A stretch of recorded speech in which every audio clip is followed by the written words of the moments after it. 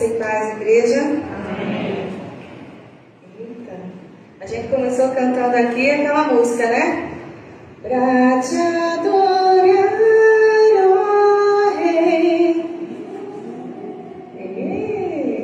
Foi que eu nasci, ó Rei Jesus. Meu prazer é te louvar, meu prazer é estar nos átrios do Senhor. Meu prazer é na casa de Deus, meu amor. E o nosso tema de hoje, a gente vai falar sobre isso nesse estudo, é sobre um tema que é talvez um dos mais discutidos entre nossa comunidade cristã, que é o que é adoração. Diga aí para o seu irmão, hoje a gente vai estudar sobre adoração. Não me distraiam. Então eu quero pedir a você que está aí com o seu celular. Todo mundo trouxe celular, não trouxe? Então você vai estar no silencioso, para de repente no meio do estudo começar aí está todo mundo olhando e dizendo, ixi, quem é, né? Então todo mundo botar no silencioso para contribuir aqui com a mensagem. Glória a Deus. Nosso tema de hoje, gente, como eu falei, é um dos temas mais discutidos no meio dos cristãos. Adoração. Na opinião dos cristãos da atualidade, adoração, esse tema, está no centro de uma vida saudável com Deus. Apesar de haver diferentes grupos de cristãos no nosso meio, né, no nosso mundo, na verdade, há uma concordância entre nós, né? Não há como ser cristão sem viver em adoração a Deus. Dá para ser? Não há como ser cristão sem viver em adoração a Deus. Uma coisa muito difícil, porém, da gente obter é um acordo sobre o que é adoração. A gente consegue concordar que sem adoração não dá para ter vida cristã. Mas sobre o que é adoração, existem várias opiniões, inclusive no nosso meio. Quer ver? Fale com seus amigos que estão aí do seu lado, né, no seu banco, e pergunte para ele, o que é adoração?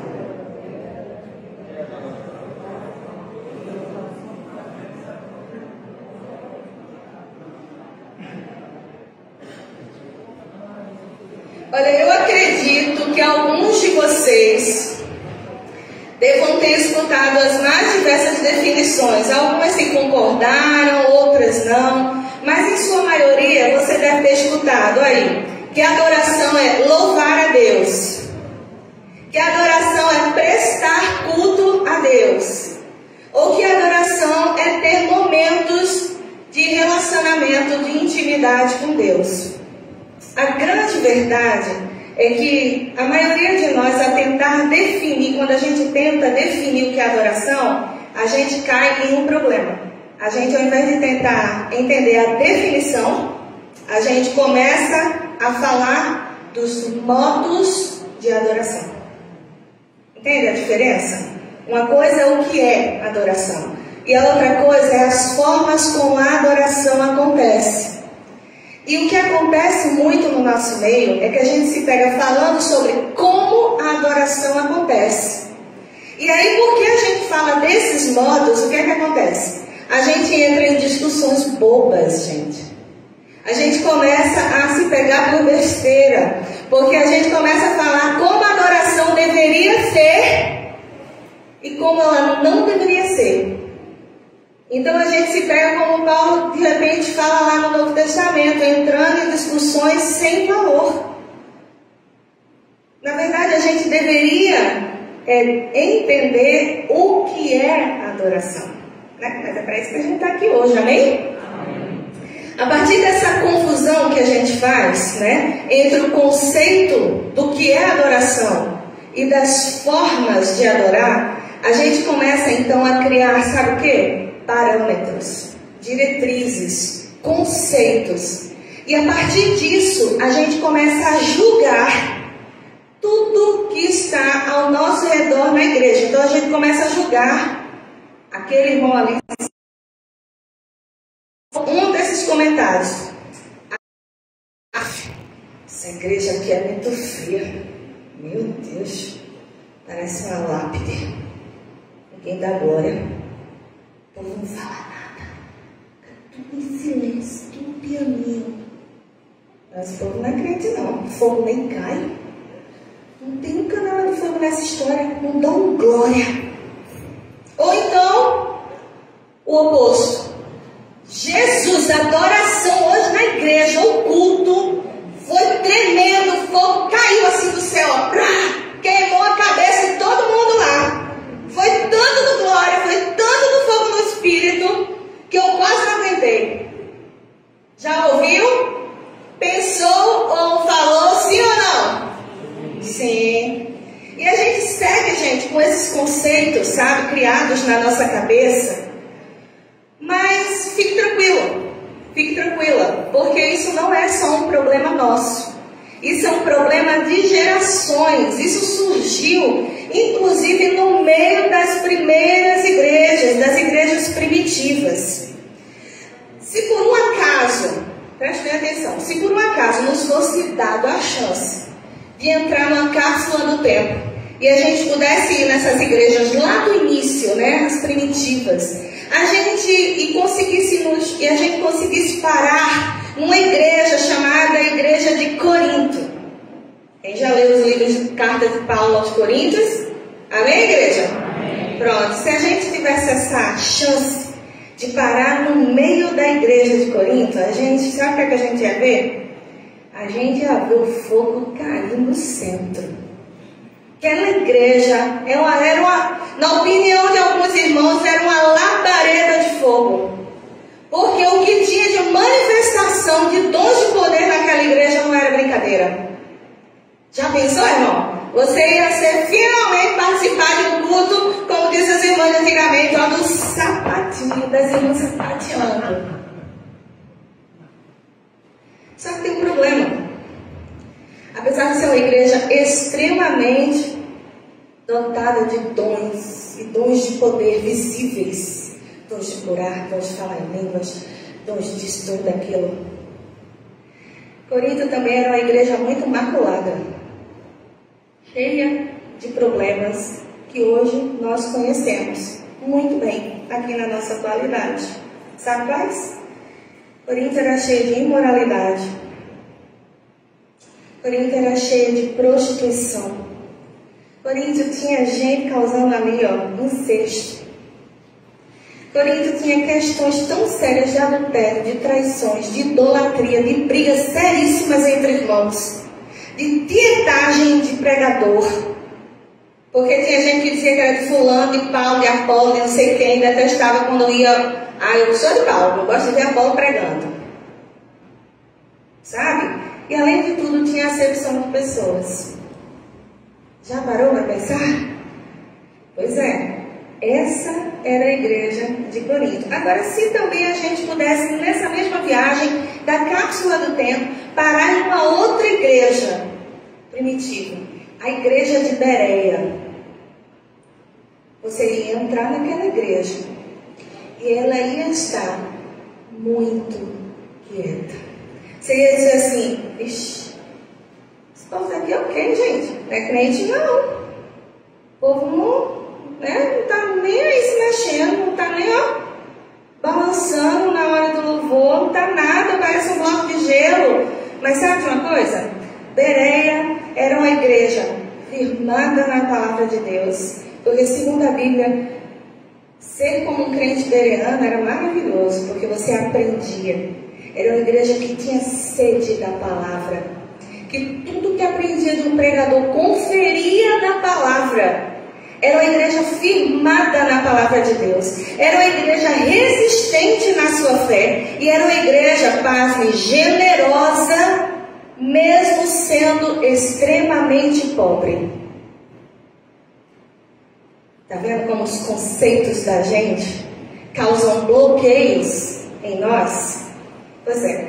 E é o que nos leva a pensar que a adoração é muito mais do que o conceito que a gente tem carregado. Isso, inclusive, nos leva para o nosso primeiro ponto desse estudo. Eu não botei na mídia não, mas se a mídia puder ir digitando ao longo do passo que eu vou falando, tá bom? Primeiro ponto, o que é adoração? Diga aí para o seu irmão, o que é adoração? Gente, alguns estudiosos, eles afirmam que para a gente entender o que é adoração, a gente precisa checar algumas passagens da Bíblia para achar e entender um padrão. E eu concordo com eles. Tá certo? Eu concordo. Eu não tenho aqui nesse momento, junto com vocês, nesse estudo breve que a gente vai fazer, a intenção de esgotar todas as passagens bíblicas que falam sobre adoração. Mas eu peguei aqui 3 muito significativas que vão nos ajudar a nos conduzir nesse caminho de entender de fato o que é a adoração, tá bom? E a primeira passagem que eu quero trazer aqui para vocês é uma passagem bastante conhecida. Na verdade, é uma história bastante conhecida, né? Quando Deus decide se revelar ao povo de Israel lá no Egito. Então, Deus escolhe Moisés, não é isso? Um cara escolhido desde o nascimento. E aos 80 anos ele é chamado por Deus para libertar o povo de Israel lá da opressão do Egito. E ele vai com Arão para fazer essa tarefa. Eu quero que você abra sua Bíblia lá em Êxodo 4, no versículo 30 ao 31. Êxodo 4, do versículo 30 ao 31.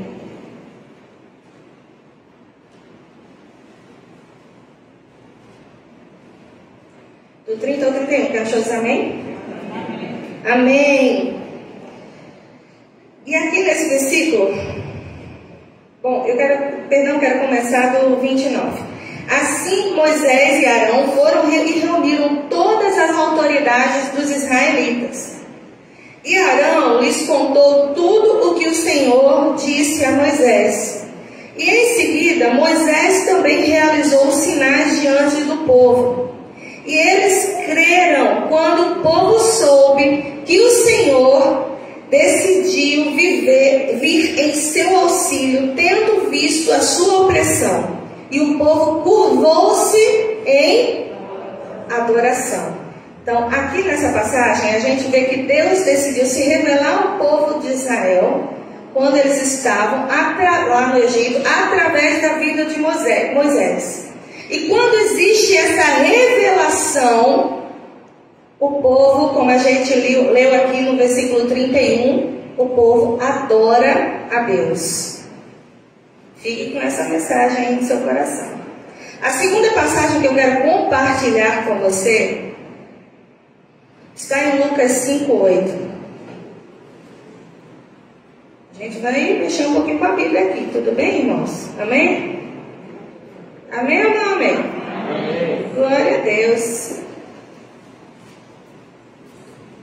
Lá em Lucas 5:8, quando Jesus chega para os seus discípulos e ele manda, eles estão lá, né, pescando, é sobre a pesca maravilhosa, né? E quando eles estão pescando lá, eles não pegaram nada a noite inteira. E aí Jesus chega para os seus discípulos e diz assim: joga a rede do outro lado.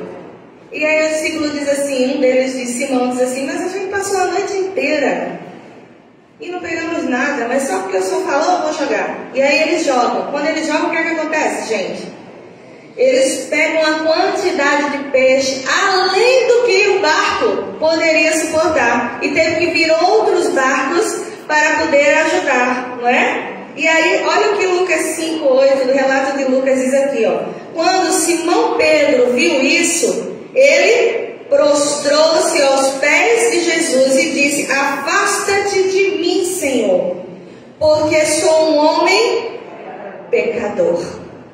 Quando Jesus decidiu revelar aos discípulos ali o poder de controle sobre a natureza dele, ou seja, mais uma revelação ali do poder de Deus, o que é que acontece? Alguém adora a Deus. Alguém adora a Deus. A terceira passagem ainda está no mesmo capítulo, no capítulo 5, está lá em Lucas 12. Jesus estava entrando em uma das cidades que ele estava passando para ministrar a palavra e anunciar o reino de Deus. E o que acontece? Um leproso.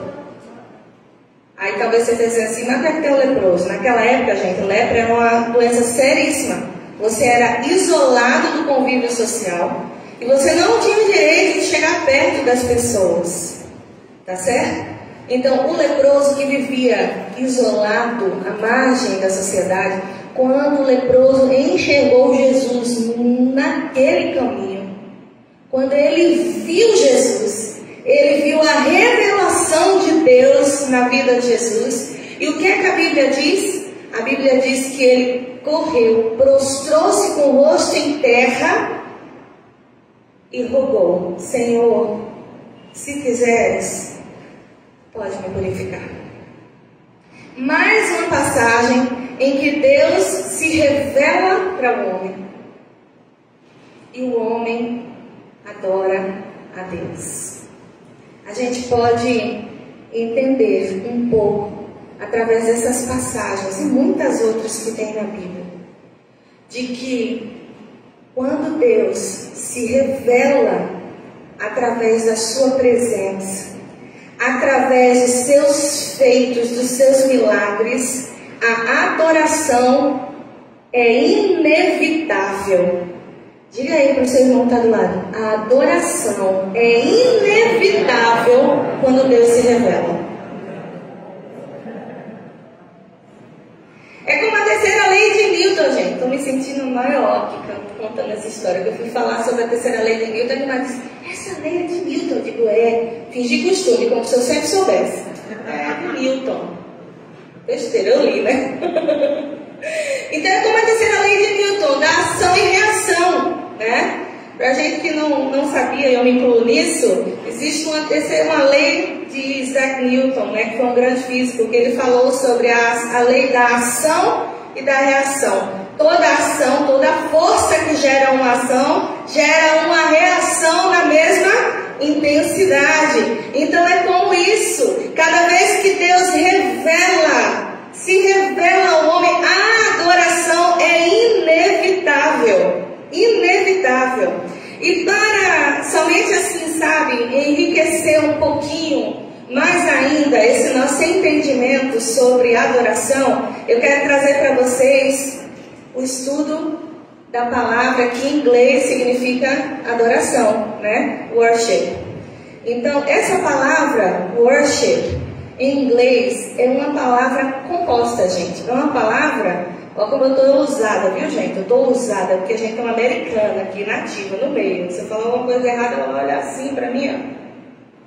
Ela tá rindo ali. Então, a palavra worship é uma contração de duas palavras. A primeira palavra é worth e a segunda é ship, né? A tradução é valor e coisa, tá? Então, essa palavra, ela era usada na sua origem, que data lá do ano de 1300, para dizer que algo tinha valor, que algo merecia honra, que algo merecia reconhecimento. Então, essa palavra passou a ser usada, né? Adoração, worship, passou a ser usada se referindo a Deus. E ela significava o que então? Significava que era honra a Deus, reconhecimento do valor de Deus. No Novo Testamento, essa palavra adoração em grego comumente é relacionada, é a palavra proskuneo. Falei certo, hein, gente? Proskuneo, que sendo destrinchada, né, ela significa o seguinte: significa ir em direção a algo e beijar. Só que beijar é interessante. Beijar como um cachorro beija. Quem é que já viu um cachorro beijar? Quem é que tem cachorro em casa? Quando ele quer beijar, ele faz o quê? Faz mais alto. Lambe. Então, essa palavra, né, do grego, lá no Novo Testamento, que é usada como adorar, proskuneo, ela significa ir em direção a alguma coisa e beijar. Não é interessante? Ou seja, É como se as pessoas estivessem usando essa palavra, adoração, para dizer que o homem vai em direção a Deus e ele beija Deus. Ir em direção a Deus e beija Deus. Eu acredito que eles usavam, essa palavra com essa conotação, porque na cultura antiga, os gregos, o tipo de adoração que eles prestavam, muitas vezes às divindades deles, era exatamente isso. Era se prostrando, não só às divindades, mas aos reis também, se prostrando diante de uma autoridade e beijando os pés. Para quê? Para demonstrar uma grande dependência, para demonstrar uma total submissão e reconhecimento. Ou seja, em resumo, a palavra adoração significa reconhecimento a quem merece. Você pode repetir comigo? Reconhecimento a quem merece.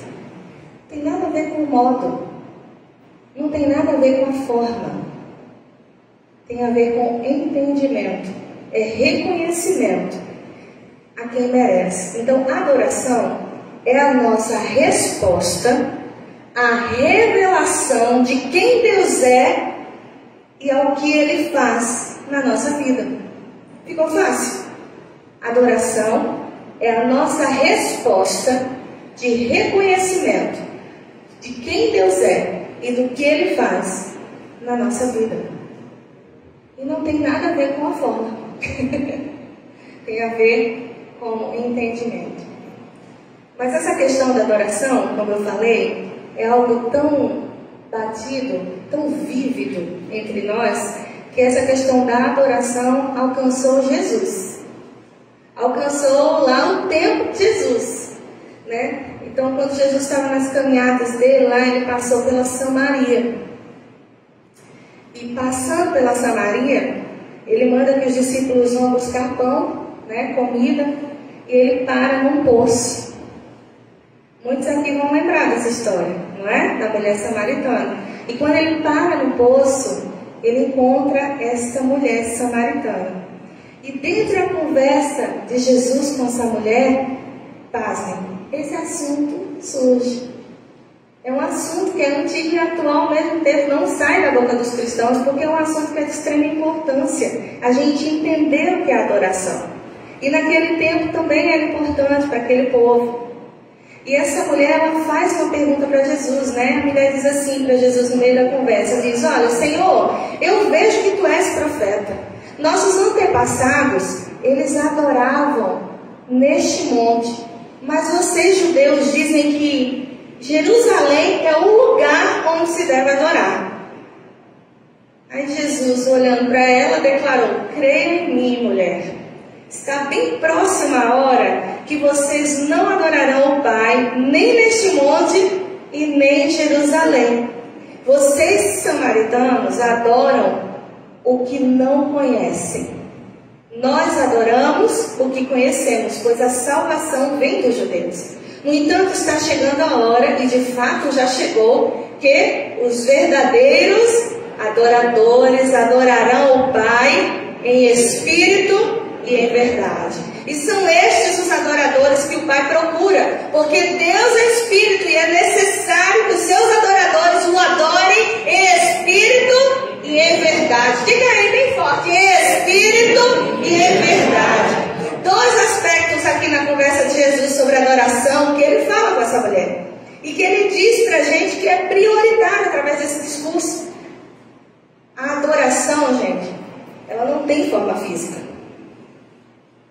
A gente não cabe a nós ficar querendo julgar qual é a forma da adoração. Ela não tem lugar exclusivo. Não é no monte, de Jerusalém, não é na igreja quente, não é na igreja fria, não é, não tem lugar exclusivo.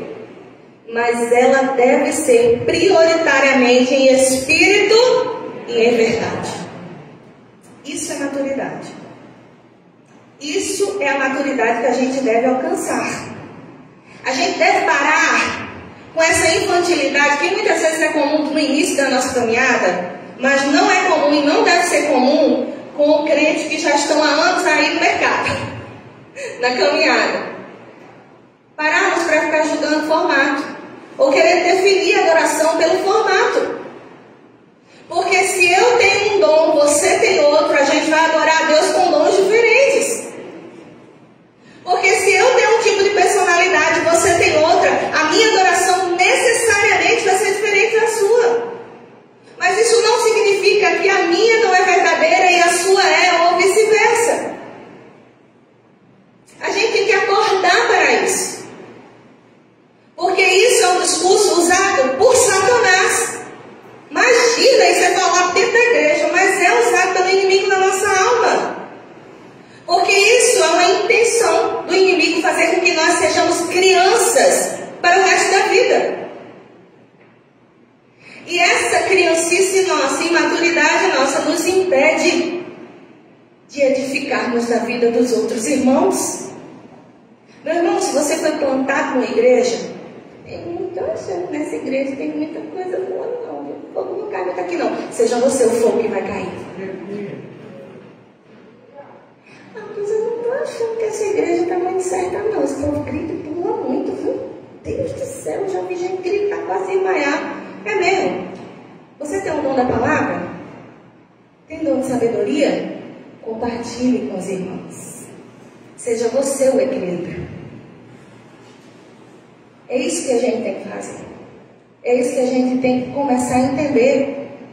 Paulo nos exorta, né, através de uma exortação que ele dá a uma igreja. Ele diz para uma igreja assim: olha, eu vim para aqui para ficar no meio de vocês e eu anunciava da comida mais pesada, sabe? Um alimento mais sólido, ou seja, uma palavra mais profunda para vocês. Mas eu não posso, porque eu cheguei aqui, Paulo dizendo, e eu encontrei vocês ainda bebendo leite. A gente precisa crescer. E Jesus diz isso para nós, através da samaritana. Ele diz: olha, a adoração não é limitada ao espaço nem à forma física, mas é limitada a duas prioridades. Ela tem que ser em espírito e ela tem que ser em verdade. Amém, igreja? Amém. Mas a gente é uma igreja madura, amém? Amém. Esse problema não acontece conosco não. Glória a Deus, né, pastor? Aleluia. Segundo ponto da nossa pregação: a adoração deve ser em espírito e em verdade. Diga aí para o seu irmão: a adoração tem que ser em espírito e em verdade. Oxe, ele manda a gente, para com isso de mandar a gente falar, para não, porque vocês tem alguém dormindo. Então, para acordar os irmãos que estão meio cochilando, pescando, né? Aí a gente fala assim para o irmão, dizer: opa, né? Acordei. A adoração deve ser em espírito e em verdade. Olha, Jesus deixa claro que a adoração deve acontecer em espírito. E o que significa isso? A palavra no original, né, que a gente tem acesso, vamos dizer assim, né, no grego, está aqui escrito não com uma letra maiúscula. Então ele não faz referência direta à pessoa do Espírito Santo. Porque tem muito irmão que diz aí: não, a adoração, olha aí, a adoração eu disse, somente aquela igreja que flui no Espírito Santo com os dons visíveis é que está na adoração que Jesus mandou. Não, peraí. Essa palavra Espírito no original não está se referindo diretamente à pessoa do Espírito Santo. Então eu vou aqui junto com vocês me ater à ideia de que Jesus mostra que a adoração deve acontecer dentro do seu interior, do seu ser, envolvendo a sua emoção e consciência. Sabe por quê? Porque a palavra Espírito, né, especialmente nas culturas antigas, ela significava tudo que concernia a mente da pessoa, ao intelecto, às emoções, aos pensamentos e às ações que eram resultantes disso. Nas culturas antigas não existia um ser como nós, que nós entendemos e temos esse conhecimento hoje, né? Não existia esse conhecimento de que as pessoas eram corpo, alma e espírito, tá certo? O conhecimento que se tinha nas civilizações antigas, né, e bem modernas para esse conhecimento que eu vou falar aqui para vocês, era que o homem ele era dividido em duas partes. Ele era isso que a gente vê, a carne, o corpo, e ele era espírito. Tá? Essas teorias vieram principalmente na época lá de Sócrates e Platão. Então, quando houve essa referência, eu acredito que Jesus está falando com aquela mulher, aquela samaritana, que já era fruto de uma miscigenação de raças, não é isso? Porque samaritano era judeu que se envolvia com outras, né? Com outras nações. Provavelmente Jesus estava tentando acessar esse conhecimento cultural que ela deveria ter. Então Jesus diz para ela, olha, a adoração, ela deve acontecer em espírito. Não só isso, não só Jesus talvez estivesse ali acessando esse conhecimento cultural da mulher, mas ele também estivesse ali fazendo referência, isso com certeza, ao primeiro mandamento, quando Deus diz assim, né? No primeiro mandamento, que livro, adorarás o Senhor, teu Deus, de quê, gente? De toda... Exatamente, toda a tua alma, todo o teu entendimento, não é isso? Com toda a tua emoção. Então, quando Jesus fala para aquela mulher, ei, a adoração deve acontecer em espírito, ela deve envolver o seu intelecto, ela deve envolver as suas emoções, ela deve envolver os seus pensamentos, ela deve envolver as ações que são frutos do seu espírito, do seu interior, das suas decisões. É muito provável que eu e você, eu com certeza, mas é muito provável que você já tenha tido a experiência de ser consumido por uma ideia ou por um sentimento, como por exemplo, amar alguém. Não é não? Com certeza, quase todos nós já passamos por isso. Sermos consumidos por um sentimento, por um amor, não é? Por uma ideia. E esse sentimento estava de um jeito tão presente dentro de nós que a gente só pensava nisso. Era trabalhando e pensando no amor. Era comendo e pensando no amor. Era indo dormir e pensando no amor. Era pegando ônibus, andando na rua e pensando como é que eu posso fazer para ficar mais perto desse amor, né? Era fazendo qualquer coisa e pensando no amor. Hoje eu estou romântica. Mas olha, foi o exemplo que o Espírito Santo me deu, né? Olha, o pastor está falando de mim aí para Maíra. Ou não, viu? Gente, depois me lembra de contar o que Má fez comigo, contando do meu bolo, da minha trágica experiência do bolo. Então, gente, cada um de nós já teve essa experiência maravilhosa de ser consumido por algum sentimento, por um pensamento fixo, né, do amor. Então é essa, mais ou menos, porque eu fiz essa comparação, para que você entenda mais ou menos qual a comparação que Jesus faz ali naquele momento com aquela mulher samaritana. Presta atenção. É como se Jesus estivesse dizendo àquela mulher assim, olha, a adoração, ela tem que ser como um amor.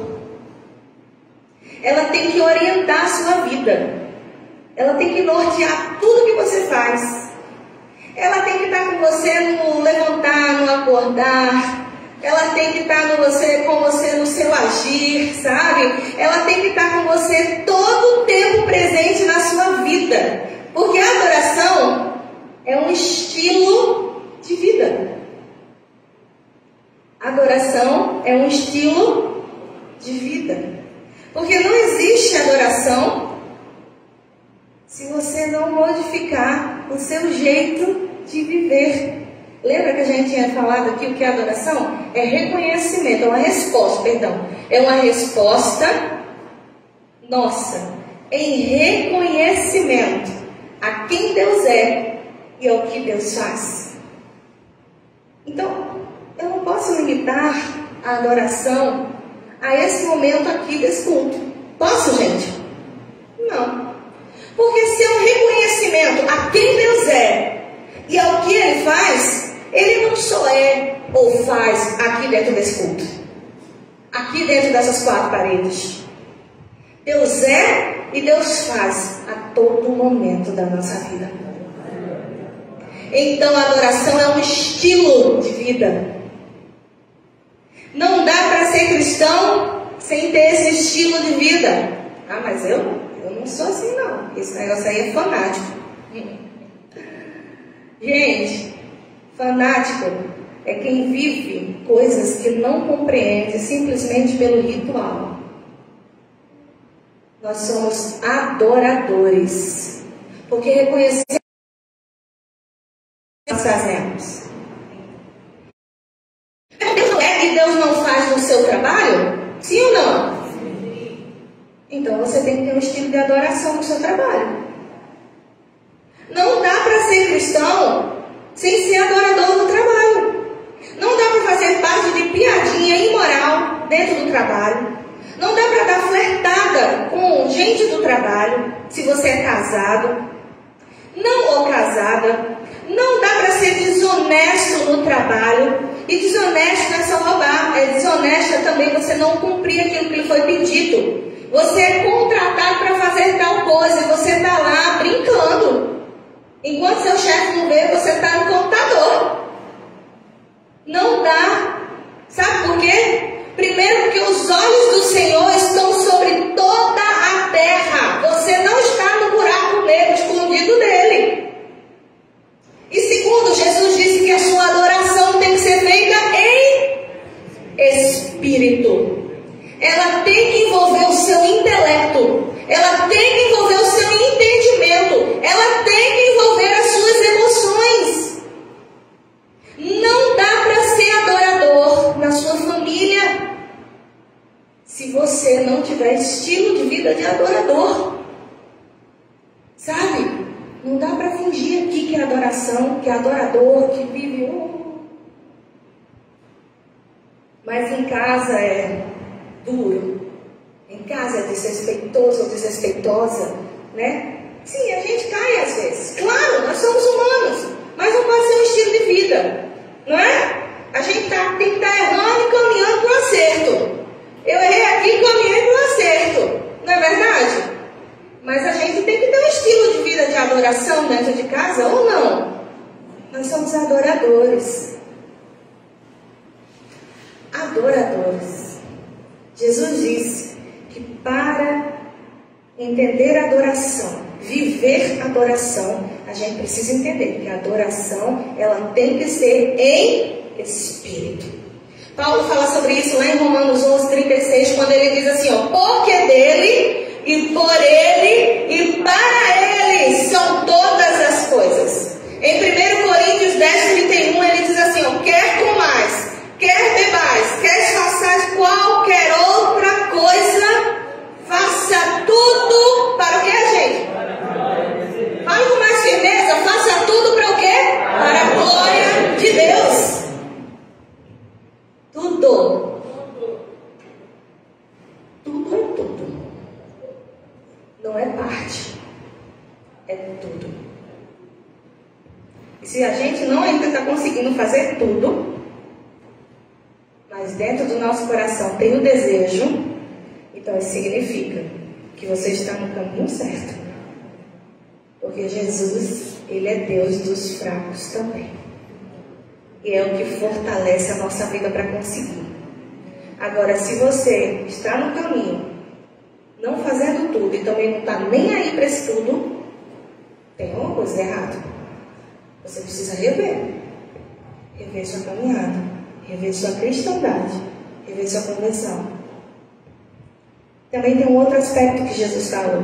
Ele termina a orientação dele da mulher dizendo, não só em espírito, mas em verdade. Muitas pessoas têm pensado que adoram a Deus, mas na realidade não têm adorado a Deus, não. Têm adorado a si mesmo e aos seus próprios conceitos sobre Deus. Muitos, na verdade, criaram conceitos sobre Deus que não correspondem a quem Deus é. Adorar a Deus significa conhecer esse Deus. Eu não posso adorar o que eu não conheço, posso? Não faz sentido. Lembra que no início a gente entendeu que Deus se revela ao homem e por isso o homem se rende inevitavelmente em adoração.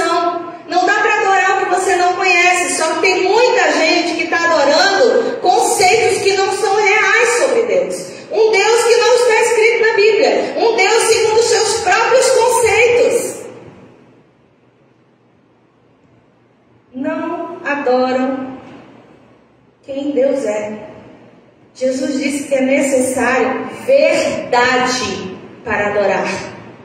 Aí você pode pensar, verdade é porque tem que adorar sem falsidade?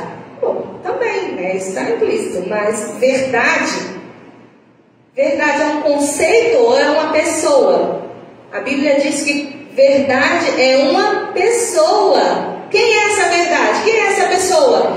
Jesus. Não dá para adorar sem a verdade, sem conhecer a verdade.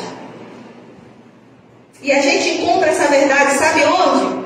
Não é na boca somente do irmão, mas é principalmente na Bíblia. Pegue sua Bíblia aí. Diga, essa é a espada da verdade. Essa é a verdade. A Bíblia é a verdade. É onde a gente encontra a verdade. Não é nas experiências dos outros, com base em particulares interpretações. O outro pode engrandecer e agigantar e fortalecer a sua fé? Claro, somos chamados para isso. Mas nós não somos a verdade. A verdade está ao seu alcance e é a palavra de Deus. Sabe por quê, irmãos? Porque muitas vezes o que eu vivo na minha vida cristã, eu interpreto de uma forma. E você que escuta pode interpretar de outra. E aí onde fica a verdade? Na minha boca ou na sua? A verdade é imutável. A verdade é inegociável. A verdade não muda porque nós mudamos. A verdade não muda segundo nossas interpretações. A verdade é Jesus e Ele é constante. E Ele está aqui nessa Bíblia.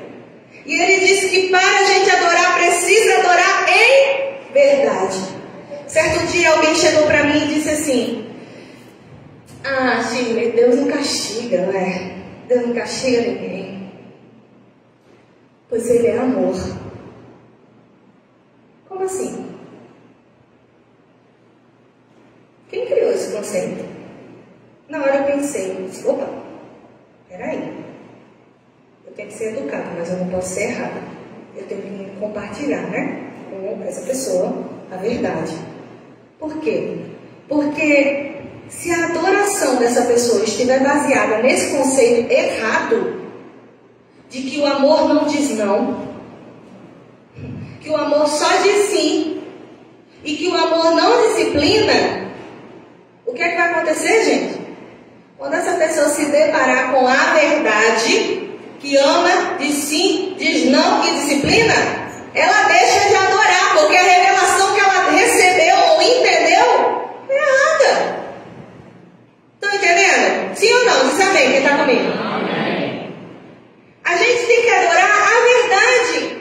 E a verdade, o conceito de quem é a verdade, de como a verdade procede, do que a verdade quer que é uma pessoa, está na Bíblia. Não está nas ruas. Não está na voz do povo, porque a voz do povo não é a voz de Deus. O povo de outros países ali estavam na rua, né, pedindo para se liberar aborto. Isso é a voz de Deus, gente? Não, tem crente ainda que está confuso com essas coisas. Não, não é. Está aqui na Bíblia. Deus é o Deus da vida, gente. É Ele que tem o direito sobre isso. A verdade está na palavra de Deus. E a gente precisa conhecer a verdade. Porque é através dessa verdade que a gente vai prestar uma adoração, um estilo de vida real e verdadeiro. A adoração é o reconhecimento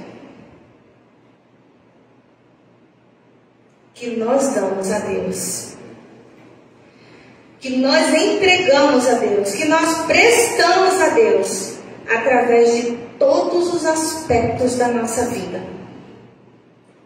Adoração na nossa vida familiar, adoração no nosso trabalho, adoração nos nossos, pensamentos, adoração nas nossas ações, adoração na nossa vida, como eu falei, familiar, mas também na nossa vida financeira, adoração em tudo, e tudo é tudo.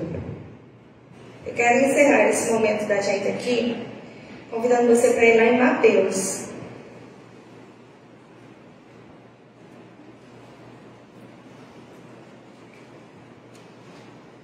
Mateus capítulo 2.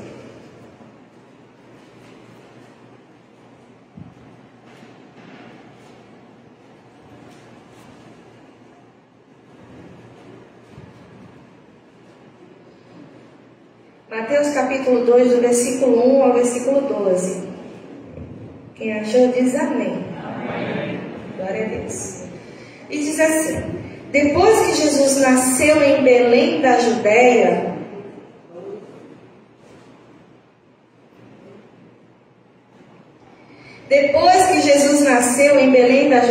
nos dias do rei Herodes, sábios vindo do Oriente chegaram a Jerusalém e perguntaram: onde está o recém-nascido dos judeus? Nós vimos a sua estrela no Oriente e nós viemos para o adorar. Quando o rei Herodes viu isso, ficou perturbado, e com ele toda Jerusalém. Tendo reunido todos os chefes dos sacerdotes do povo, os mestres da lei, perguntou-lhes onde deveria nascer o Cristo. E eles responderam: em Belém da Judéia, pois assim escreveu o profeta. Mas tu, Belém, terra de Judá, de forma alguma és a menor entre as principais cidades de Judá, pois de ti virá o líder que, como pastor, conduzirá Israel e todo o meu povo. Então Herodes chamou os magos e secretamente informou-se com eles a respeito do tempo exato que essa estrela tinha aparecido. Enviou então eles a Belém e disse: vão informar-se com exatidão sobre o menino. Logo que encontrar, me avisem, para que eu também vá adorar. Depois de ouvirem o rei, eles seguiram, os sábios seguiram o seu caminho. E a estrela que tinha visto no Oriente foi adiante deles, até que finalmente parou sobre o lugar onde estava o menino. Preste muita atenção nesses dois versículos últimos que nós vamos ler, tá certo? Ele diz assim, ó: quando tornaram a ver a estrela, encheram-se de quê, gente? De alegria, de júbilo. Ao entrarem na casa, viram, grava essa palavra, viram o menino com Maria, sua mãe, e prostrando-se, fizeram o quê? Repita aí, fizeram o quê? O adoraram. Então abriram os seus tesouros e lhes deram presentes, ouro, incenso e mirra. Quero parar aí. Esses magos, esses sábios, eles tiveram a revelação de Deus. Eles não só receberam a revelação de Deus ao ver Jesus. Deus se manifestou, se revelou a eles através do conhecimento de que a estrela guiaria até o rei de Israel, o enviado de Deus. E eles, inevitavelmente a essa revelação, adoraram, foram atrás deste enviado de Deus, esse rei dos judeus. Eles fizeram o que, gente? Eles saíram do lugar onde eles estavam e foram atrás de Jesus, atrás desse rei, sendo guiados através de uma estrela. Eles abriram mão da vida deles, porque não pensem que as viagens de antigamente eram as mesmas coisas de hoje. Hoje tem risco, mas existe um total conforto e segurança também, né? Avião, não é isso? Ônibus, carro. Lá naquela época não tinha isso não, era burro, camelo, a pé. Eles passavam por lugares desertos, corriam o risco de serem assaltados, mortos e não ter socorro de estrada. Mas esses sábios, eles abriram mão da vida deles em resposta à revelação de Deus. Eles se arriscaram e buscaram, e quando eles viram a revelação em pessoa, Jesus Cristo, foi o que eles fizeram. eles adoraram. Mas eles não só adoraram de se prostrar. E talvez beijar o pé do menino, não sei, a Bíblia não diz. Mas eles fizeram algo interessante. A Bíblia diz que eles deram presentes. Eles deram o quê? Qualquer presente? Foi o resto que sobrou deles, da viagem? Foi o leftover, como diz a história, a comida de ontem? Foi? Não foi. Eles deram o que, gente? Ouro, que sempre foi ouro, em todas as gerações. Incenso, que era extremamente caro naquela época. E o que mais? O melhor perfume da época. Deus tem se revelado para você? Você conhece a verdade? Você teve a oportunidade de receber essa verdade no seu coração? E o que é que você tem entregue para Deus? Qual é a sua resposta para Deus? Qual é o seu reconhecimento para Deus? Eu quero que você se desprenda aqui do meu grupo. Preste atenção.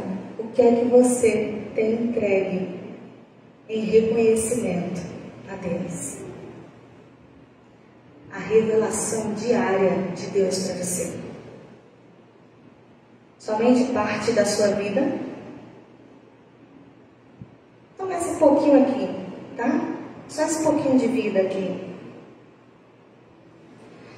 Você tem entregue somente um quartinho bem escuro, escombroso do seu coração, bem pequenininho, porque a casa toda do seu coração é sua e você manda e faz o que quiser?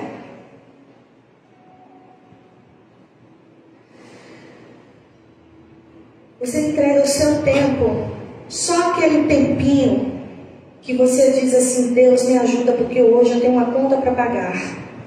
Deus me ajuda porque hoje eu tenho que me safar desse problema. Você entrega para Deus somente no momento que você está orando com raiva de alguém que você acha que fez alguma coisa contra você? E esse é somente o momento de adoração e reconhecimento que você tem entregue para Deus? Você tem entregue nada ou quase nada dos seus talentos a Deus? Porque afinal de contas, o seu talento é para fazer você produzir o seu dinheiro e sustentar a sua família. Como se o sustento da sua família dependesse de você. Não é? Porque Jesus disse para aquele homem rico que estava lá fazendo encher os celeiros dele, né? Enchendo os celeiros dele, dizendo que ia destruir os menores, e celeiros menores para construir os maiores, porque ele tinha juntado tanto, né? Com tanto esforço, tanto trabalho. Aí Jesus disse a ele: tolo, hoje mesmo tu morre. E vai ficar para quem? Vai ficar para os filhos. Quem sustenta a gente é Deus. Quer que a gente tenha entregue para Deus só um pouquinho desse talento? E Deus abençoar em nada o reino? A gente não consegue ter tempo de vir para a igreja, para ser igreja, porque afinal de contas a gente tem família, amigo, parceiro, sei o que, na lista, né? Não dá não, pastor, para eu vir hoje não, para eu edificar o corpo não. O que é que você tem entregue a Deus em reconhecimento ao que Ele tem feito por você? Sabe, meus irmãos, porque Deus faz muitas coisas por mim e por você. Porque se Deus...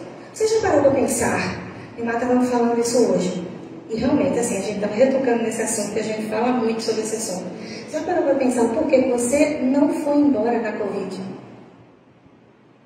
Porque existiam tantas pessoas que foram tantos homens e mulheres de Deus, maiores e mais poderosos do que nós, e foram, mas eu e você não fomos. Não é verdade? Já parou para pensar? Será que é porque Deus acha a gente bonitinho? Será que é porque Deus está com peninha da gente? Sabe que morte não tem o mesmo significado para Deus como tem para nós, não é verdade? Morte para Deus é Ele tirar de um estado para o outro, não é? Para a gente é essa separação. Então, por que Deus nos escolheu para estarmos no tempo de hoje vivos? Coincidência? Existe coincidência? Porque a Bíblia diz que todos os meus dias e os seus estão escritos no livro dele. Salmo 139. O que é que você tem entregue a Deus? Davi, em Salmo 116, no versículo 2, diz assim: quem é o homem? Quem é o homem? É como se ele estivesse dizendo assim: quem sou eu? Deus, para que tu se importes comigo. Você já se olhou no espelho? No espelho das emoções? No espelho do passado? Certamente já. Quem somos nós para Deus estar olhando para nós? Davi, lá em 2 Crônicas 21, 24, diz assim: não te ofertarei, Jesus. Não te ofertarei, Deus, né? Sacrifícios que a mim não custem nada. Você pode dizer isso comigo? Não te ofertarei sacrifícios que a mim não custem nada. Porque isso não é reconhecimento, isso é esmola. Deus não é um Deus de esmolas. Deus não merece o seu leftover, o seu resto deixado de ontem. Deus merece o seu melhor. Se você está vivo, é porque você precisa dar a Ele o melhor. Porque não pense que nessa vida a gente passa sem passar pelos olhos de Deus. Talvez você esteja passando aí pensando assim, né? Puxa vida, mas tem fulano que eu conheço, viu, que tem aprontado pra caramba, Deus fez nada com ele. Primeiro que não é da nossa conta ficar pensando isso, porque Deus tem um tratamento pessoal com cada um, mas irmão e irmã, tudo que nós fazemos aqui, se não for colhido aqui, certamente no tribunal de Deus vai ser acertado. E eu quero me encontrar no tribunal de Deus, Deus dizendo assim para mim: entra, filha amada, porque eu vi a sua luta, eu vi as suas lágrimas, mas você venceu e eu te dei a coroa da vida, entra. Você quer isso? O que é que você tem entregue a Deus em reconhecimento? Se você não pensa que não pode dar nada, realmente nós não podemos dar nada para Deus. A gente podia dar uma sacola de diamantes para Deus, não faz diferença, porque isso é o extrato dos pés dele lá no céu. Mas a gente pode dar a nossa vida. A gente pode esmurrar a nossa vida para entregar a Ele o melhor. E Paulo já dizia isso, não é? Eu esmurro a minha carne. Para o quê? Para glorificar o nome do Senhor. Isso significa que sim, a gente vai ter desejo ruim. A gente vai ter caminhos ruins. Mas cabe a você esmurrar a sua carne para poder vencer. Porque você tem o melhor como exemplo, Jesus Cristo, Rei dos Reis, o vencedor. E você tem o Espírito Santo dentro de você. Deus quer você por inteiro. Ele não quer você por uma parte. Ele quer que você o adore em espírito e em verdade. Diga para o seu irmão: Deus quer você por inteiro. Diga para o outro que está do outro lado: Deus quer você por inteiro. E talvez você não esteja conseguindo viver essa vida por inteiro. Talvez você não esteja conseguindo viver essa vida por inteiro com Jesus. Aí eu quero pedir que você faça o seguinte: está vendo esse irmão que está do lado aí, do seu lado? Você vai orar por ele. E você vai pedir que hoje seja um marco na vida dele. Você vai pedir que a partir de hoje ele consiga tentar entregar a vida por inteiro ao Senhor.